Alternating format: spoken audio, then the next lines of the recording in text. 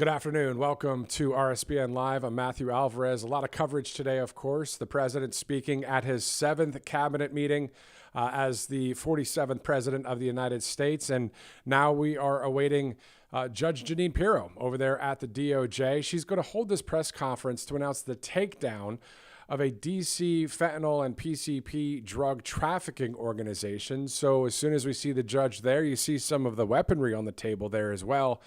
That is a room ready to go. It looks like when it comes to the press are there. Well, now we're waiting for the judge and other DOJ staffers to join her as she speaks about this event. And DC, of course, has been in the news a lot. The White House says more than 1,000 arrests have happened since the DC National Guard arrived to assist with local law enforcement. And while there was a conversation there at the cabinet meeting by one of the Epoch Times NTD reporters earlier today, talking about how she was out in D.C. and then was violently mugged. Well, thank God she is still here with us. I know there's other reporters and other people throughout D.C. that have that in the back of their mind is how safe is this place? But thank God for the National Guard. And so I posted this on Truth Social when I heard that great message there from the NTD reporter there. You see 3 National Guardsmen and a woman there on the right doing great things for this country. And you know what? Bring on the National Guard to any city that has crime, which is every one of them. So that means I agree with bringing the National Guard to the large cities, medium-sized cities, and why wouldn't local law enforcement want that extra assistance, right? So Brandon Johnson, the mayor of good old Chicago, a great city that I have not been to yet, but the point is, when I say good old Chicago, I just mean that from the aspect of this mayor who is just not the right person for the job in that city. And the governor of Illinois, Pritzker, come on, these guys, they're real winners, you know what I mean? But my point is that even MSDNC, Joe Scarborough, was asking Brandon Johnson earlier about, do you want 5,000 more cops on the streets? I mean, is that something that you would want out there? And he couldn't answer the question. And then Joe actually tried to double down on the question. Am I taking the side of fake news, MSDNC? Heck no, but I'm just bringing context to the fact that Brandon Johnson just can't even admit that more law enforcement is the answer. On top of that, the cashless bail situation and the judges and all that. So it's a huge thing to take, as they used to say, a bite at a crime, right? So we'll see what happens there in Chicago, but we're already seeing the great things happen in Washington, D.C. Let's shift gears and go from crime to, if you go woke, you go broke. Of course, the Cracker Barrel photo that the White House posted earlier, America First, America is Back, President Trump, where Mr. Herschel, I guess, was the older gentleman that was next to the barrel there for the Cracker Barrel original logo. The actual original logo goes way back, I believe, to the 60s and 70s. It just had the words, the old country store Cracker Barrel, and then it went to the one that we are all accustomed to. And then now, of course, again, you go woke, you go broke. President Trump speaking all about that on Truth Social earlier. So if you missed his post, check it out, of course. And I know most of you don't miss his post, right? And most of you are really in the know. And isn't it interesting that you guys out there know more than, or let's put it this way, you know more than the fake news any day of the week, because the fake news, they're so brainwashed. They may know that what the truth is, but they want to lie against the truth.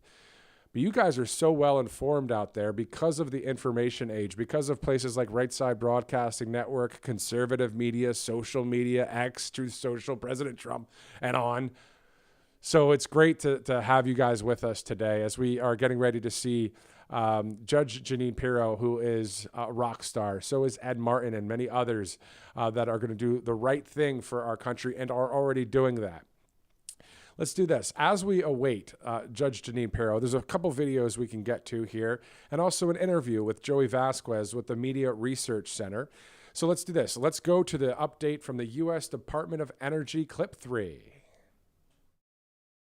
Had a fabulous day at Jefferson National Accelerator Lab. Cutting-edge nuclear physics is done here that helps us understand the basic nature of matter, of our cosmos, of our world, all the way to practical applications in nuclear energy, in next generation fusion energy, in medical technologies. Had a similar day at the Princeton Plasma Physics Laboratory, also cutting edge lab. They're focused on fusion. Both labs are working on quantum materials, and both are using artificial intelligence to advance. We're seeing America on the move. We're seeing the impact of our science and innovation supported by the Department of Energy or national labs, onward and upwards with our national lab system, onwards and upward with our economy. All right, so from the Department of Energy, we can go to artificial intelligence. And the reason why we're going there is First Lady Melania Trump posted a video recently, her team did, at the Office of the First Lady, talking about AI. And you can see right there a staffer of the DOJ handing out, talking points, not only talking points, but actually facts. And there's Judge Jeanine Pirro. So let's go there live right now in D.C. Right. Fancy duds here. Is this the rifle? Is this the rifle? And that one? Just a rifle? I grew up with rifles. They didn't look like that. Hi, everybody. How are you? Good to have you here today. Good to be here. Anybody have a sense of humor today? All right. You can get closer. I'm not going to bite anybody.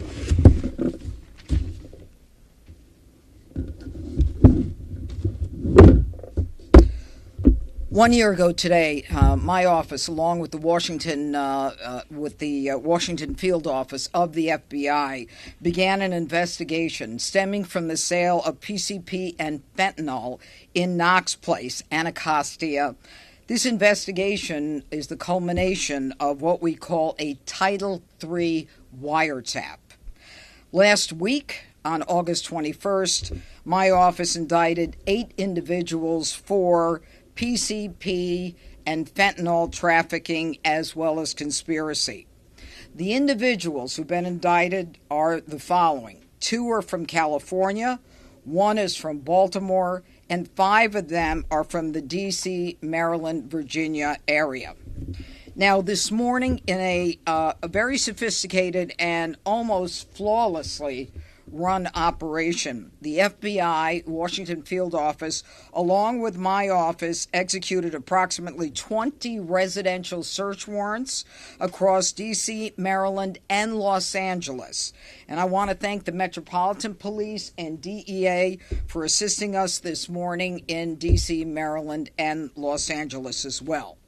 Now, at present, there are 12 individuals who have been arrested. 7 of the 8 indicted individuals, there is still 1 fugitive on a sealed indictment. 5 additional defendants have been arrested this morning as a result of the operation. The facts. The D.C.-based drug traffickers sold PCP and fentanyl in and around the 2900 block of Knox Place Southeast. You may or may not be familiar with that area, but it is a neighborhood that has experienced an inordinate amount of violent crime, including 5 homicides at least that we know of, with other violent crimes in the past year. The D.C.-based narcotics traffickers sourced their narcotics through Baltimore, and there was a co-conspirator who in turn was importing narcotics from California. So this included a 17-gallon, that's what I said, a 17-gallon shipment of PCP that was intercepted outside of Topeka, Kansas earlier this year. And today's seizures and search warrants included 18 firearms that you see in front of me right now, including an AR-style rifle, a shotgun, a Draco-style pistol, as well as, I don't know if we have this in front of you, in addition to the weapons seized, a fentanyl pill press. And we also seized approximately 2 kilos of narcotics that include powdered fentanyl, cocaine, as well as cocaine-based crack. The crimes: conspiracy to distribute narcotics, a felon in possession of a weapon, possession of a firearm in furtherance of drug trafficking, and one individual defendant was an alien who was deported 3 times, and he was in possession of a firearm. He's also charged with illegal reentry. Now, we use Title III to identify the suppliers, one individual by the name of Thomas Hancock from Baltimore. The source of his supply was an individual from Los Angeles. And this is what the violent crime and narcotics trafficking section of my office does on a daily basis. And what we do are long-term investigations, and they have a very maximum impact given the amount of time that we invest in these cases. Doug Hennick, to my left, is in charge of the violent crime and narcotics trafficking section. What we do is we work our way up the chain, which is what all prosecutors look to do, and we did just that. We got some major prolific drug dealers based not just on what we saw, but our undercovers were buying an incredible amount of drugs, which tells us that the sale of drugs to people in the communities in the D.C., Virginia, Maryland area was an incredible amount. So I would like to identify now for you the individuals who have been arrested. Thomas Hancock, 43, of Baltimore, Maryland. Eric Prather, 43, of Washington, D.C. Reginald Lassiter, 39, of D.C. Leonard Edwards, 52, of D.C. Darrell Riley, 39, of Washington, D.C. Michael Thomas, 49, of Los Angeles. And Sardis Smith of Oxon Hill, Maryland. Now, in addition, we have 5 other individuals that we picked up, pursuant to what we saw today. They are Jericka Missouri, 35, Melvina Rawlings, 40, Damian Petty, 54, Antoinette Lane, 64, along with Terrence Boyd, 42. This is what the president is talking about. This is part of our cleaning up the district and the nation's capital.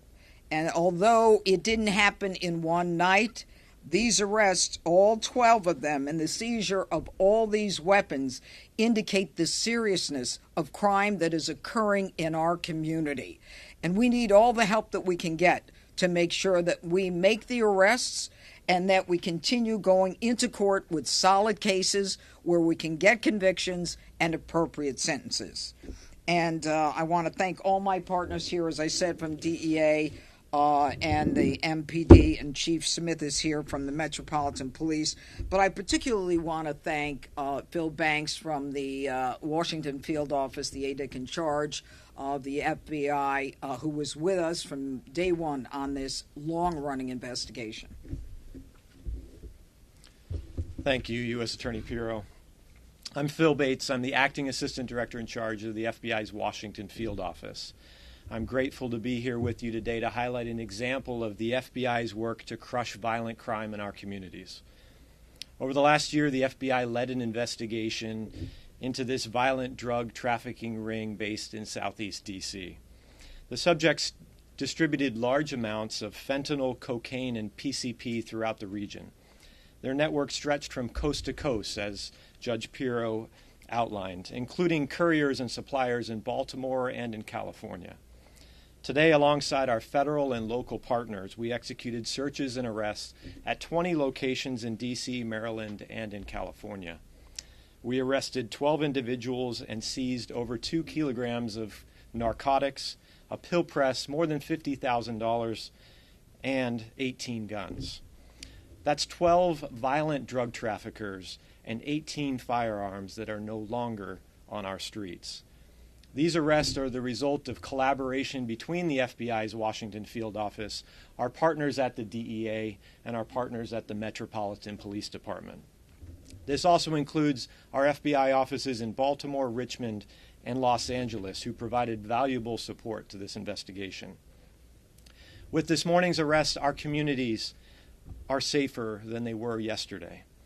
By combining our local and federal resources and sharing crucial intelligence, we can rid our neighborhoods of illicit drugs and dismantle dangerous drug trafficking organizations. We vow to continue to target drug traffickers and violent offenders to ensure our nation's capital is safe for its residents, the workers who come here each day, the members of our community, and the visitors who enjoy this city. Thank you. All right. Questions? Yes, sir. Judge, on the topic of violent crime, the President said today that anybody who murders somebody in Washington, D.C. will have the death penalty brought against them. Is this something that is going to happen in your office? Well, absolutely. I think that when the president came in, the Attorney General indicated that we would be seeking the death penalty in appropriate cases. And obviously, there is a whole process that we go through. And a couple of weeks ago, with the capital murder, the murder of the two individuals from the Capitol Museum, we indicated what that process is. It's a very deliberative process, but we will absolutely be following the president's directive. And it ultimately is in the hands of the Attorney General who makes that decision. Just a follow-up, Judge, D.C. has abolished the death penalty. That capital case was a federal case. When we're talking about murder one and other cases in D.C., how does your office plan to get around that issue and the fact that the judges are also potentially unlikely to want to impose that? Well, I think it's really up to a jury. As opposed to the judges. And I think that what the public is seeing is that Washington has been far too violent, one of the most violent cities, unfortunately, in the country. And it is time that we recognize that law and order is back in D.C. and that we will use all legal sanctions and sentences as called for by law. Your office has had trouble in the last couple of weeks with an alleged assault case, having the grand jury refuse to indict on the charges. Does that give you any sense of how juries in this city are going to deal with the crackdown that you're doing? And also in reference to the president's announcement on death penalty, D.C. hasn't had a death penalty trial, I think, since 2003, and the jury rejected it. So how do you plan to deal with that aspect of your crackdown? Well, first of all, to answer your last question, we're going to follow the law, the deliberative process, present the evidence, recognize that the law does permit us to do this. Whether D.C. is inclined to do it or not, it's not a political issue. This is an issue that is, sanctioned by the law and gives us the power to do that. If not us, then who? And, as it relates to grand juries, the only thing that I can say is we are prosecutors. We are the tip of the spear. We are the ones who take these cases into court, and the burden is on us to prove these cases. And we welcome that burden beyond a reasonable doubt. Sometimes a jury will buy it, and sometimes they won't. So be it. That's the way the process works. Yes, sir. Justice Pirro, Justice. No, I'm a judge. I'm not a justice. I'll never be a justice. Some justice. Thank you. We see these violent traffickers that were taken off the street. This juxtaposed a little bit with the fact that there was a murder in D.C., in Anacostia last night. Yeah, unfortunately. Can you weigh in on that a little bit? We saw, the president, the vice president, a number of different individuals saying that the streets have never been safer. But there was a murder last night, and I just would love your thoughts on that. I have to give the president kudos for everything he's doing. No one has bothered to bring in the resources of law enforcement, federal and local. The DEA, the FBI, the marshals, the park police, the Capitol Police, the Metro Police. I'm sure I'm leaving someone out. But that is a scenario that we should all be grateful for because it puts us in a position of making us safer. Are people going to commit crimes? Of course they are. But I think everyone in this room knows that there is a small percentage of individuals who commit the violent crimes and who repeatedly do it, especially in an area where, there's no such thing, as bail. And so what we've got to do is try to identify who those people are, take them out of the community based upon their criminal acts and the law and the evidence to make this place safe. Are we going to make it perfectly safe? You know, God, I hope we can. But no one other than President Trump has put the resources, the effort, the energy into doing this. How much more are we going in this? I have one about D.C. crime. Just a question in general. We heard you say before, and we've heard the Fraternal Order Police say we need more officers. About 600 shy of where we were when our homicides were 80 here in D.C. Mm-hmm. But the president also has said, conversely, hey, 3,100 is enough officers. But now you're seeing a surge of federal officers, and we're seeing things like this. How do you respond to that sort of like cognitive dissonance between him saying, you got more than enough officers, but this seems to be yielding things? Well, you know, I leave it up to the president to make the decision as to how many people and how many officers we need to put in this district.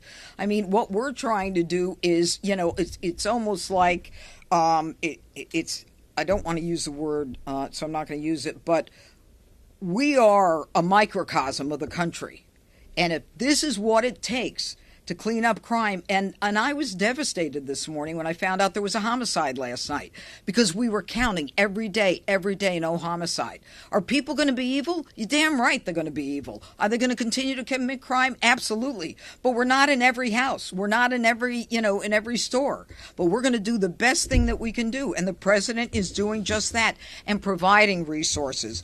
What the upshot and what the final analysis is up to the president. These are the ones I hate. But, there's been a lot of announcement of arrests and a lot of numbers coming both out of the White House and the Yeah. arrests. And then also numbers of people who were found to be illegal, right? In this case, in one of these guys here. When somebody is found in the district, part of this, who's here illegally but has committed some sort of crime. Yeah, I know the question. Are they automatically It depends. over to immigration authorities? It depends. I don't know if you would answer that differently. Sometimes we will go forward with the case and other times they'll be deported immediately. It depends on the severity of the case. It depends on the situation.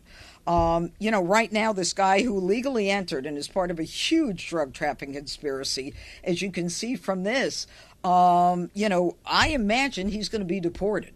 But then he's been deported 3 other times. So you tell me what should happen. Should he be deported or should he be put in jail? You know what? I'll leave it at that. Okay, everybody. Question for the acting deputy director, if you have a moment. Come on, Phil, you take it. Well, the first question is for you, Judge, about Why? body cams. There's a recent call for the National Guard to wear body cams. Do you think, given the fact that MPD wears them, your office relies on body cam footage in cases sometimes it's critical? Do you think the National Guard's members who are here should be having to wear body cam footage given their de facto law enforcement role? Well, I don't know what the arguments are, pro and con on that. I really haven't been involved. But I think the more transparency there is in criminal cases, the better off we all are. Do you want to answer that? No, huh? I had a separate question for you, sir. The Washington field office is also putting officers out on the street right now, given the surge.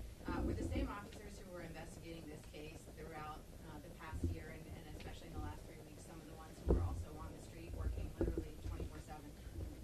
Yeah, we have agents from across the office and across the region who are working to supplement our partners on the task force on a daily basis. I won't get into the specifics of who worked which investigation, but yes, we're supplementing and resourcing the various teams that are out on the streets on a daily basis.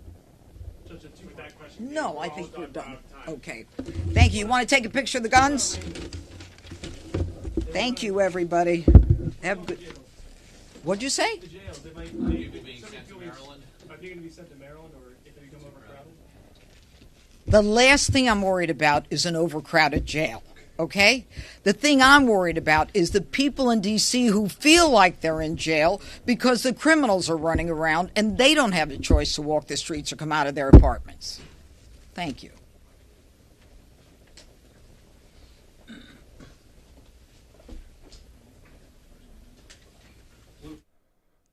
Mic drop, another mic drop from Judge Jeanine Pirro. She is, Judge Jeanine Pirro, a national treasure. I just posted that on Truth Social as well. Man, a great person doing the right thing for this country, and we are all giving her a round of applause and cheering for this to happen. We want our country to be fully saved, and that means through a number of ways: safety and freedom and spirituality and the economy doing great and having it for a long time, even past President Trump's administration. So anyway, glad you guys are with us for this very brief segment, but still great to bring you live news from Washington, D.C. It's 3:24. If you'd like to donate to Right Side Broadcasting Network, you can text RSBN to 801-801 or go to rsbnetwork.com/donate. Director, can you repeat? All right, that's about it for this broadcast. We'll see you again soon right here on Right Side Broadcasting Network.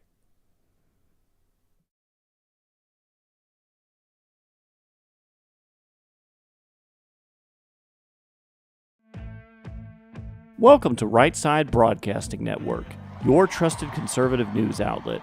At RSBN, we deliver the truth when the mainstream media falls short. Since 2015, we've proudly broadcasted every single one of President Trump's iconic MAGA rallies, bringing you the excitement and energy live before anyone else. By watching RSBN, you get an unfiltered front row view of the action on the ground. We interview the crowds to give a voice to millions of Americans just like you. We show you President Trump's speeches in their entirety, free from interruptions and censorship. We cover the stories that matter to you with the integrity and passion you deserve. Thank you for choosing RSBN as your home for America First News.